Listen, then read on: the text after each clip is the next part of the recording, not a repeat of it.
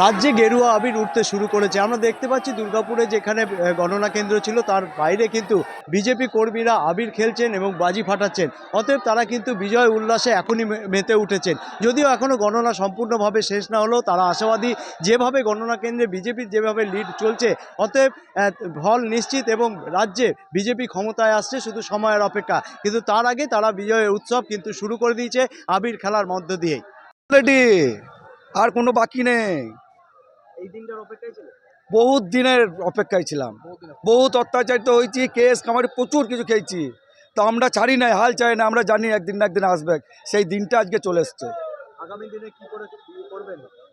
আগামী দিনে এখন উপর নেতৃত্ব সেটা যা দায়িত্ব দেবে বা যা করবে ওনারাই সিদ্ধান্ত নেবেন।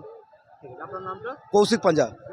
হ্যাঁ, আমাদের কর্মীরা অনেক ধৈর্য ধরে আছে এবং আমাদের যেটা পার্টির নির্দেশ আছে আমরা লোককে ধন্যবাদ জানাবো।